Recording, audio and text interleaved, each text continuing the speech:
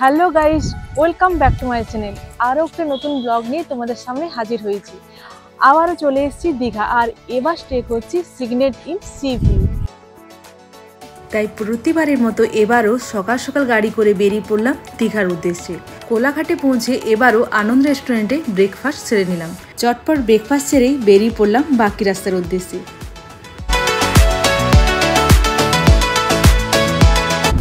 Finally আমরা পৌঁছে গেছি দীঘা। এখানে দেখাচ্ছে দীঘা গেট। আর আজকে দীঘায় পৌঁছে আমরা আজকে যে হোটেলটায় উঠছি তার নাম হচ্ছে সিগনেট ইন সি ভিউ। বহু পরিচিত নাম, এটা অনেকেরই জানা, অনেকে জানা নাও হতে পারে। তো এই ব্লগে পুরোটা আমরা কভার করবো যে সিগনেট ইন সি ভিউ হোটেলটা কিরকম, কি কত কি সেখানে রুম টারিফ, ওনাদের ব্যবস্থাপনা কিরকম, সেখানে আদৌ থাকাটা মানে উপযুক্ত কিনা। দীঘায় পৌঁছে জাহাজবাড়ির পাশের রাস্তা দিয়ে ঢুকে গেলে ডান হাতে দেখা যাবে সিগনেট ইন সি ভিউ হোটেলটি।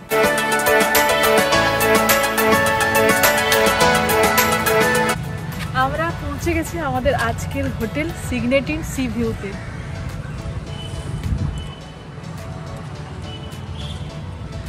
আর হোটেলে নেমেই এইখানে হচ্ছে পার্কিং, একদম সামনেই পরপর লম্বা পার্কিং। আর এই লম্বা লাইন বরাবর অনেকগুলো হোটেল আছে। আমরা থাকছি আজকে সিগনেট ইনে।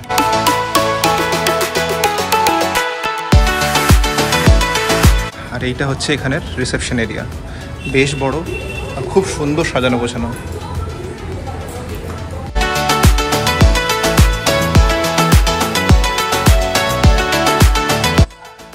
আমরা এখন রিসেপশন এরিয়াতে ওয়েট করছি। আমরা একটু টাইমের আগেই পৌঁছে গেছি। তো ওনারা এখন জাস্ট চেক ইনের ফর্মালিটিসগুলো করছেন, একটু সময় লাগছে। এটা করা হয়ে গেলে আমরা যাবো এবারে রুমে। রিসেপশনে চেক ইন ফর্মালিটি সেরে লিফটে করে চললাম আমাদের রুম 404-এ। আমরা এখন চলে এসেছি রুমে, আর আমাদের রুমের নাম্বার হচ্ছে 404। আর এখানের একটা সুইমিং পুলের বিশেষত্ব কি জানো? এখানে হচ্ছে সুইমিং পুল রুফটপে। আমরা যাব কিছুক্ষণ পরে, আমরা যাব। এখন চলো ছোট্ট করে একটা রুমটা দিয়ে দিই। এই হচ্ছে আমাদের রুমের মেন দরজা, লক লাগিয়ে দিই। আর আমার ডান পাশে আছে একটা খোলা ওয়ার্ড্রপ, কাভার নেই কোনো। আর এ পাশে আছে ওয়াশরুম, আর এদিকে আছে মিনি ফ্রিজ, চা কফি, চা করার রাখি জিনিসপত্র। আর এখানে আছে একটা লাগেজ রাখার জায়গা। আর এদিকে আছে একটা মিরর, বড় ওদিকে আছে। চলো এপাশে আছে টিভি। আর এখানে আছে আরো লাগেজ রাখার জায়গা। আর এখানে আছে ছোট্ট দেখে একটা সোফা। আর এপাশে আছে বেড। আর আরেকটা দেখো, এখানে আরেকটা মিরর আছে, অনেক বড় দেখে, অনেক। আর এই বেডের দুপাশে আছে দুটা টেবিল ল্যাম্প আর ছোট ছোট দুটো টেবিল। আর যে জল দিয়ে দিয়েছে 2 লিটারের দুটো বোতল দিয়ে দিয়েছে, এটা ফ্রি। আর এপাশে আছে টেলিফোন। আর এখানে আছে একটা সোফা কাম বেড নয়, সোফা আর কি। আর এখানে আছে একটা টেবিল, এখানে বসে অর্ডার করে এখানে খাওয়া দাওয়া করা চলবে। আর সবচেয়ে যেটা আমার ভালো লাগে সেটা হচ্ছে এই জায়গাটা, ব্যালকনি। চলো যাওয়া যাক। ওয়াও, এখন রোদ দিচ্ছে। এখানেও আছে চেয়ার, টেবিল, দারুণ জায়গা। এখান থেকে দেখাচ্ছে আছে এই যে ঝাউবন, খুব সুন্দর, দারুণ জায়গাটা। বলো, ঝাউবন পেরিয়ে ওদিকে আছে সমুদ্র। এই যে এখানে রাস্তাটা দেখাচ্ছে না, এই রাস্তাটা দিয়ে শর্টে যাওয়া যায়। আর এই রাস্তাটা বরাবর চলে গেলে ওখানে পাওয়া যাবে ঢেউসাগরের এন্ট্রি গেট। আর এদিকে আছে মার্কেট এরিয়া। সবকিছু যাবো, তোমাদের সঙ্গে শেয়ার করব। আর এই হোটেলের এটা হচ্ছে পার্কিং এরিয়া। এই যে আমাদের গাড়ি ওখানে দাঁড় করানো আছে, অনেকটা বড়। আচ্ছা, সবই তো রুম টুরটা মোটামুটি দেওয়া হলো। এবারে আসি ওয়াশরুমের কথা, যেটা কিন্তু খুব গুরুত্বপূর্ণ। কোনো একটা হোটেলে আসলে ওয়াশরুমটা খুব গুরুত্বপূর্ণ। আসো। আচ্ছা, ওয়াশরুমটা খুলতে একটু ছোট্ট মনে হলো প্রথম ইমপ্রেশন যেটা। ঢুকেই এখানেই সামনে আছে কোমোড এরিয়াটা। আর যদি ঢুকে আমরা এইখানটা যাই, একটা আছে table top wash basin, as usual একটা মিরর।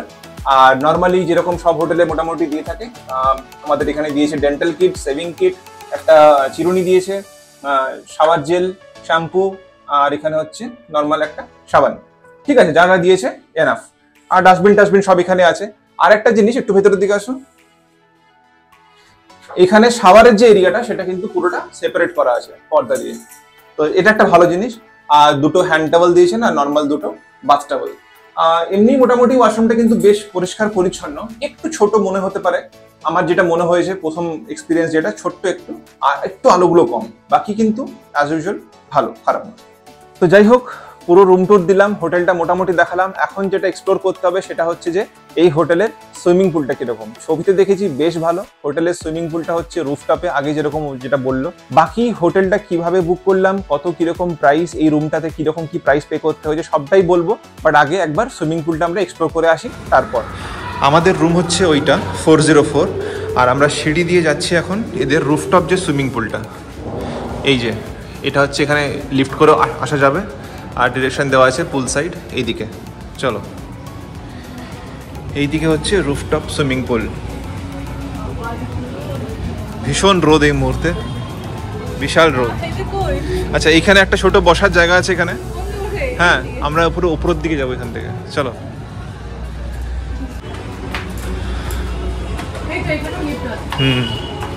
এখানেও লিফট আছে, লিফটে করে আসা যেতে পারে।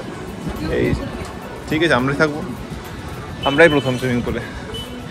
সুইমিং পুল এরিয়াটা কিন্তু বেশ সুন্দর, এখানে বসে থাকার জায়গাটা বেশ আছে সুন্দর, আর এদিকটা আছে পুরো পুলটা। দেখতে বেশ সুন্দর লাগছে, বলো, দারুণ লাগছে। আর সুইমিং পুলটা কিন্তু ছোট নয়, বেশ বড় সুইমিং পুলটা। খানিকটা ওই ইনফিনিটি পুলের মতো একটা করার চেষ্টা করেছে। প্রপার ইনফিনিটি পুল বলাটা ভুল হবে, কিন্তু হ্যাঁ ইনফিনিটি পুলের মতোই কিন্তু। আর এইখানেও একটা বসে থাকার জায়গা আছে, বেশ সুন্দর। এই যে এখানেও বসে সন্ধ্যাবেলাটা বসে এখানে এনজয় করা যেতে পারে, হালকা স্ন্যাক্স ট্যাক্স ইত্যাদি। এই যে এখান থেকে দেখা যাচ্ছে পুরো সমুদ্রটা, ওই যে দূরে, জানি না ক্যামেরা কতটা জাস্টিফাই করছে। ওই যে ওইখান থেকে দেখা যাচ্ছে পুরো সমুদ্রটা, সমুদ্র পুরোটা খুব সুন্দর, খুব সুন্দর, দারুণ লাগছে কিন্তু।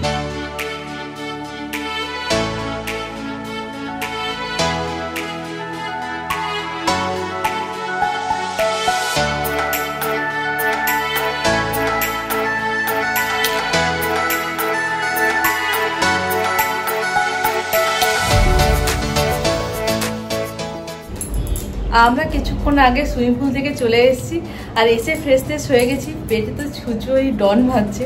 আমরা সুইমিং পুল যাওয়ার আগে আমরা খাবার অর্ডার দিয়েছিলাম, কিন্তু এখনো আসেনি, বলছে ওরা 2টোর মধ্যে আসবে। এরপর আছে এখানে সুইমিং পুলের কথায়। আমরা তো শেয়ারই করেছি, এখানে সুইমিং পুল রুফটপে আছে, আর জায়গাটাও অসম্ভব সুন্দর। আর এখানে সুইমিং পুল হচ্ছে খুব গভীর নয়, বড়দের ছোটদের দুজনকারই চলবে। আর তোমাদের সঙ্গে কথা বলতে বলতে চলে এসেছে আমাদের লাঞ্চ। চলো দেখে নিই আমাদের লাঞ্চে আর কি কি অর্ডার। একবার দেখে নিই যে কি কি অর্ডার করেছি আমরা লাঞ্চে আমরা অর্ডার করেছি 2টো পোর্শন স্টিম রাইস। এই একটাতেই অনেকটা লাগছে মনে হচ্ছে পরিমাণটা। যাই হোক, স্টিম রাইস অর্ডার করেছি। একটাতে আছে ঝুরি আলু ভাজা, নর্মাল, ওটা তো আর স্পেশাল দেখানোর কিছু নেই। আর একটা আছে ডাল তাড়কা। আর একটা যেটা স্পেশাল আমরা নিয়েছি সেটা হচ্ছে যে ওই ইলিশ সর্ষেটা আমরা নিয়েছি।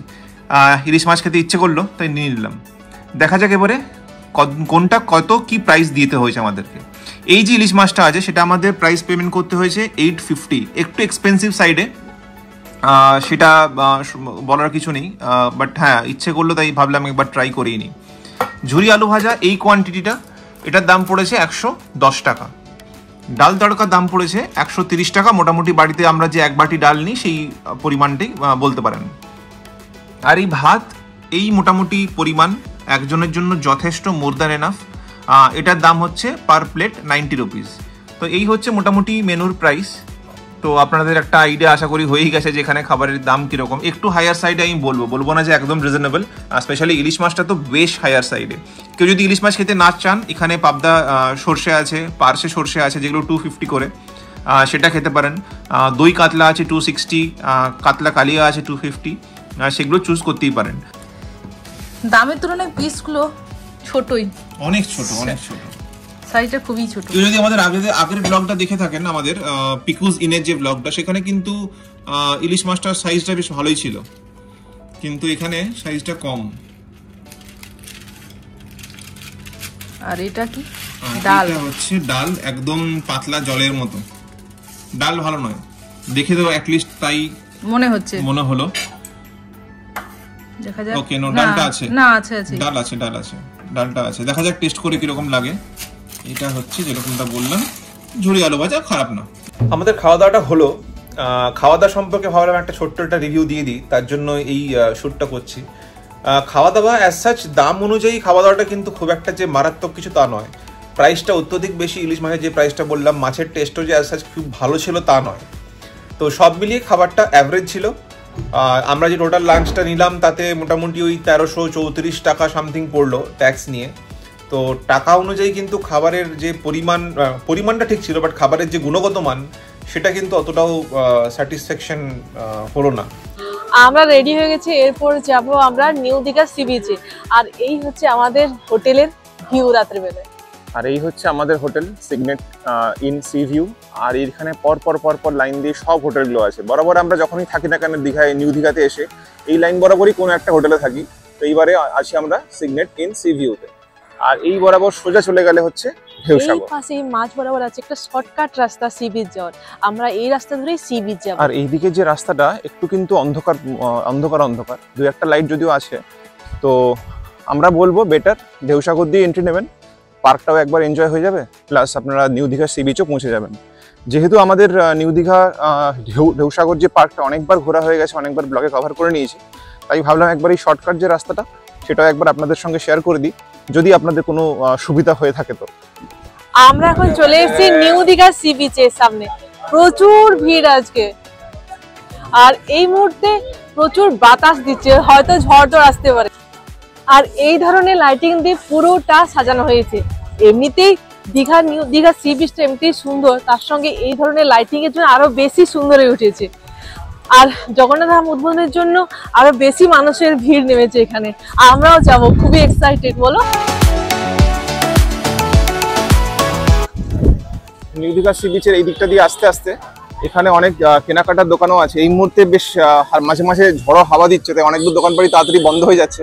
এইখানে যেরকম শাক কিনতে পারবেন, খাওয়া দাওয়ার দোকান তো অফুরন্ত এখানে আছে, যেটা প্রতিবারই আমরা ব্লগে বলে থাকি। ওয়াও মোমো থেকে শুরু করে ওয়াও চায়না, সামনেই মিত্র ক্যাফে, সবকিছু এখানে পেয়ে যাবেন। আমরা বিচ থেকে চলে এসেছি হোটেলে। এখন হোটেলে যাচ্ছি রুফটপ সুইমিং পুলের কাছে, দেখি রাতের ভিউটা ওখানে কিরকম। চলো যাই।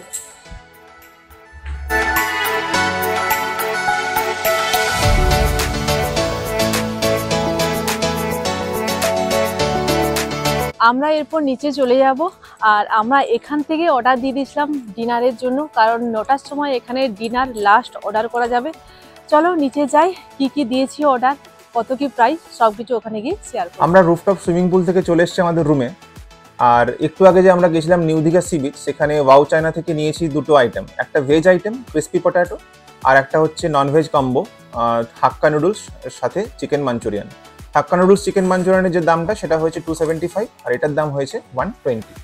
আর হোটেলে এসে আমি আমার জন্য যেটা অর্ডার দিয়েছি ডিনারে সেটা হচ্ছে তাওয়া রুটি 4 পিস, আর পনির লাবাবদার যেটা প্রাইস পড়লো সেটা হচ্ছে 230।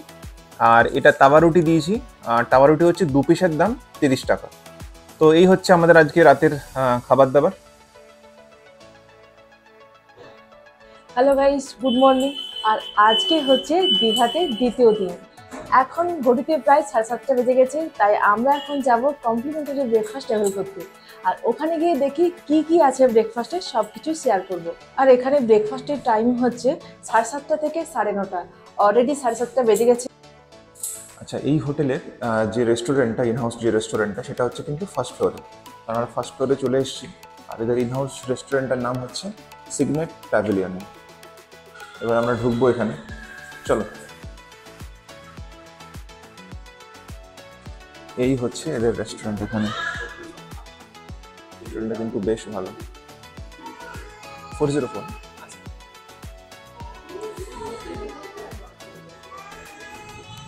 এইখানে ব্রেকফাস্টের সমস্ত স্প্রেডগুলো এখানে আছে। প্রথম থেকেই দেখিয়ে দেখবো কি কি আছে। এখানে আছে তরমুজ, বাকি শসা, বাদাম, স্প্রাউটস সব কিছু রাখা আছে। এখানে সমস্ত হেলদি কিছু বলতে পারেন যা কিছু আছে, পুরোটাই মেথি জল থেকে শুরু করে জল জিরা, লস্যি, সব কিছু, মিক্স জুস।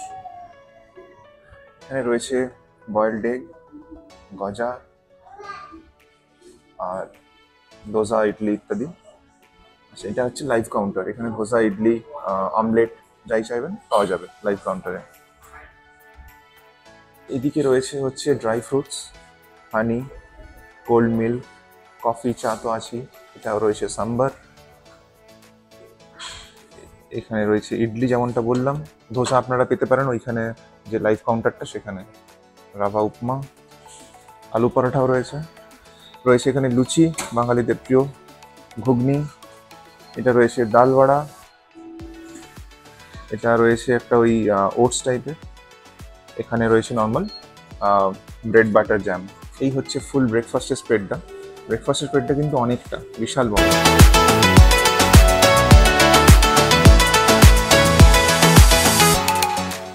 এই হোটেলের ফার্স্ট ফ্লোরে ওইখানটাতে দেখালাম সিগনেট প্যাভিলিয়ন, যেটা ওদের ইনহাউস ডাইনিং রুম।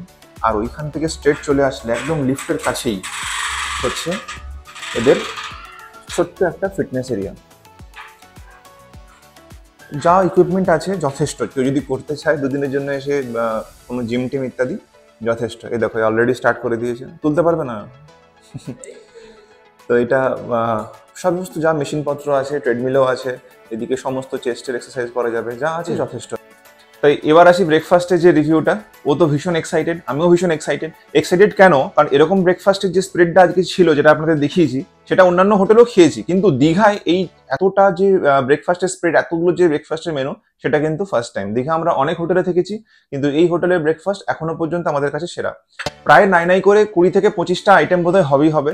আর তার সাথে খাবারের কোয়ালিটিও বেশ ভালো। লাঞ্চ আর ডিনার এখনো বলছি অতটা ভালো লাগেনি, যেটা আপনাদের শেয়ার করেছি, কিন্তু ব্রেকফাস্টের আইটেমসগুলো ইটস মানে কি বলবো, একদম পারফেক্ট ছিল।